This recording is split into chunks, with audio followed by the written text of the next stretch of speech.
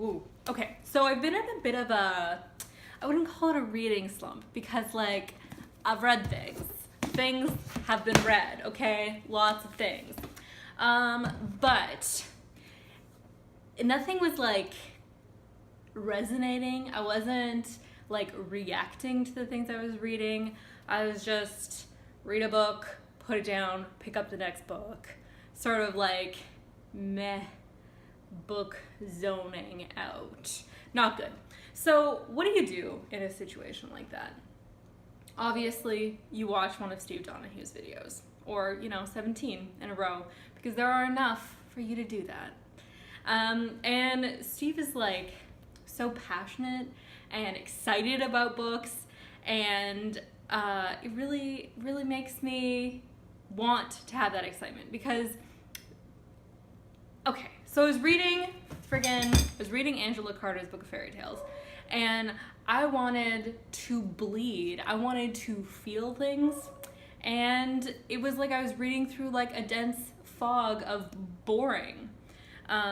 So I picked up some nonfiction, thanks to Steve.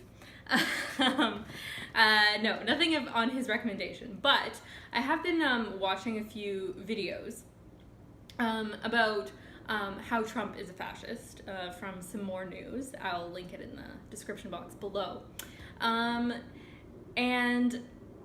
these videos they explain it in like 3 17-minute long videos, why Trump is a fascist based on a specific paper that they are sourcing.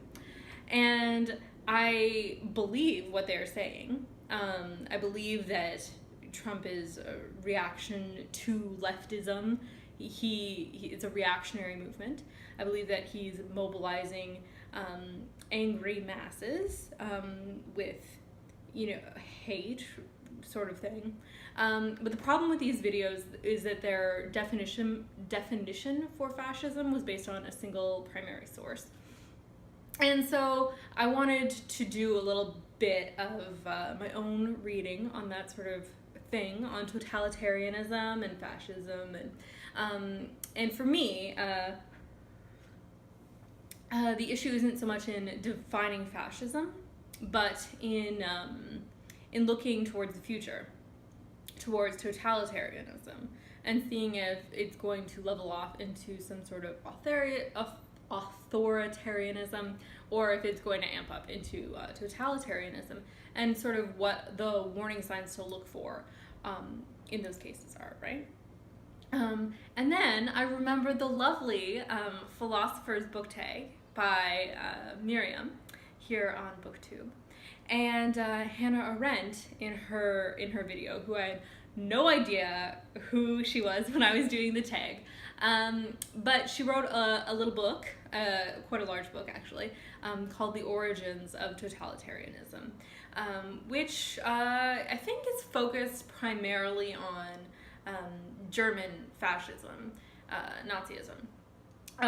And I say I think that is because 1/3 of the book it talks about Judaism and the sort of anti-Semitism and how that grew, and why it was accepted in society and that sort of thing. So that book is fire, flames, hot, on my body. Like, I feel things that I didn't feel for Angela Carter. So it just tells you, just keep reading, man. Just keep reading.